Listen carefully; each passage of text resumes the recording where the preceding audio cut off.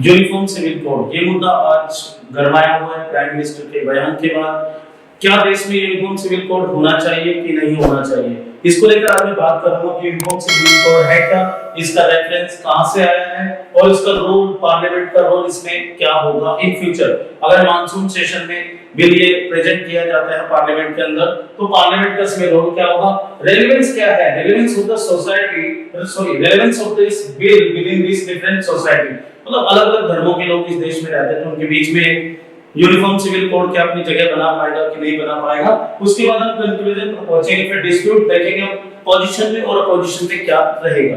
तो सबसे पहले यूनिफॉर्म सिविल कोड, समान नागरिक संहिता। इसका मतलब है कि जो लोग नागरिक हैं देश के, उन नागरिकों के लिए सिविल सूट एक समान होगा। इट मींस अगर कोई तलाक का मामला बनता है या फिर किसी बच्चे को गोद लेने का मामला बनता है या फिर जमीन का मामला बनता है या कुछ इस तरह के विवाद बनते हैं जो सिविल डिस्प्यूट में आते हो, तो उस तरह के विवादों को एक ही कानून के द्वारा उसको मेंटेन किया जाएगा या फिर उसकी सुनवाई होगी। तो यूनिफॉर्म सिविल कोड हमारे article 44 of the constitution of India से इसको ड्राइव किया गया है, जो कि डीपीएसपी का पार्ट है। ये डीपीएसपी एक्चुअल में हमारे जो कॉन्स्टिट्यूशन है इसमें मेंटेन किया गया है। डीपीएसपी को इन फ्यूचर छोड़ा हुआ है, मतलब संविधान में इसको एक्सप्लेन कर दिया है, लेकिन फ्यूचर में ही ये सब एंटरटेन हो रहा है धीरे-धीरे। जैसे कि आप इसका एग्जांपल साथ-साथ भी ले सकते हैं, राइट टू एजुकेशन या एस्टैब्लिशमेंट ऑफ पंचायत आर्टिकल 40, उनको भी बाद में एस्टैब्लिश किया गया है। तो यूसीसी सबसे पहले पार्लियामेंट के सेशन में आएगा, यूनिफॉर्म सिविल कोड का बिल आएगा पार्लियामेंट में। पार्लियामेंट के किसी भी हाउस में इसको प्रेजेंट किया जा सकता है, कोई भी लोकसभा में या राज्यसभा में। जब इसको प्रेजेंट किया जाएगा तो पार्लियामेंट के दोनों हाउस को इसको पास करना होगा, राज्यसभा को भी इसको पास करना होगा, लोकसभा को भी इसको पास करना होगा। तो राज्यसभा ने पास कर दिया, लोकसभा ने पास कर दिया, तभी प्रेसिडेंट के पास असेंट के लिए जाएगा। अगर प्रेसिडेंट इस पर साइन कर देता है तो यूनिफॉर्म सिविल कोड इंडिया में लागू हो जाएगा। अभी किस तरह की रिपोर्ट अगर देखी जाए तो 2016 में जो लॉ कमीशन की कमेटी की रिपोर्ट आई थी, तो उसने क्लियर कट मना कर दिया था कि इस देश में यूसीसी यानी कि यूनिफॉर्म सिविल कोड की जरूरत नहीं है। उसके बाद ये मामला फिनिश हो गया, लेकिन जो बीजेपी का प्रोपेगेंडा था, बीजेपी का मैंडेट था, उस मैंडेट में इन्होंने 3 वादे किए थे। पहला वादा था 370 को रिमूव करना, दूसरा वादा था अयोध्या मंदिर का निर्माण करना और तीसरा वादा था समान नागरिक संहिता को एस्टैब्लिश करना, यानी कि यूसीसी को एस्टैब्लिश करना। तो पहला वादा 370 डन, दूसरा वादा राम मंदिर डन, अब तीसरा वादा है यूनिफॉर्म सिविल कोड। तो ये भी आप मान लीजिए, क्योंकि बीजेपी की गवर्नमेंट अभी मेजॉरिटी में है और मेजॉरिटी में है तो पार्लियामेंट में इस बिल को पास करा लेंगे, पार्लियामेंट में बिल फेल होने वाला नहीं है, तो यूनिफॉर्म सिविल कोड लागू हो जाएगा। फिर बात आती है कि रेलेवेंस क्या है सोसाइटी के अंदर इस बिल का, यानी कि डिफरेंट सोसाइटी मींस कि जो हमारे देश में सोसाइटी है वो डाइवर्सिफाइड है, हिंदू है, मुस्लिम है, क्रिश्चियन है, सिख्स हैं, तो इन सबके बीच में क्या एक कानून काम कर सकता है? तो मुद्दा आता है कानून एक काम कर सकता है कि नहीं। अब मैं आपको बता देता हूं कि एक कानून कैसे काम कर सकता है। जो लॉ है वो 2 तरीके के हैं, सिविल एंड क्रिमिनल।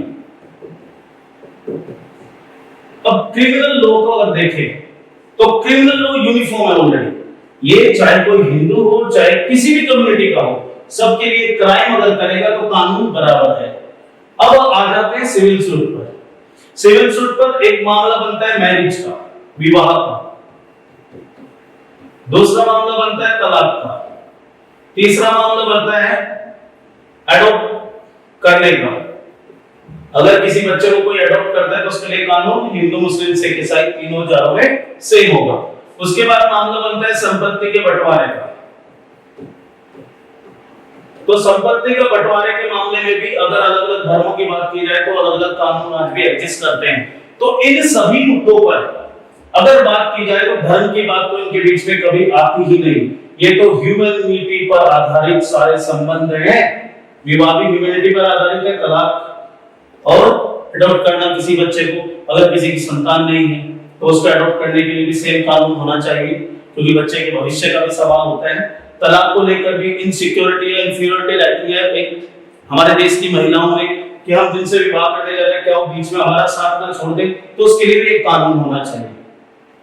संपत्ति के बंटवारे को लेकर अलग अलग धर्मों की अलग अलग मान्यता है, तो उसके लिए भी एक ही व्यवस्था हमारे संविधान ने पहले से ही डिफाइन की है। कॉन्स्टिट्यूशन ऑफ इंडिया ने डीपीएसपी में इसको पहले से ही डिफाइन किया है।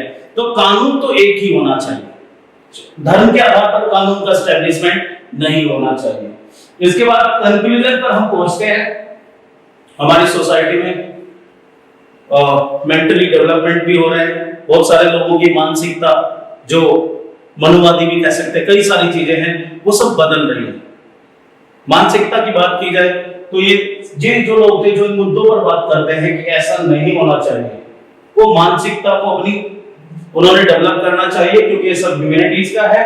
तो कंक्लूजन पे अगर हम पहुंचते हैं तो कंक्लूजन का मतलब तो है ह्यूमन बिहेवियर के अनुसार सभी मानव एक जैसे हैं, किसी भी धर्म में हो सबका खून एक जैसा है, उन सब के लिए कानून भी एक जैसा होना चाहिए। अब जो डिस्प्यूट ओरिजिनली दिखाई दे रहा है वो दे रहा है पक्ष में और विपक्ष में।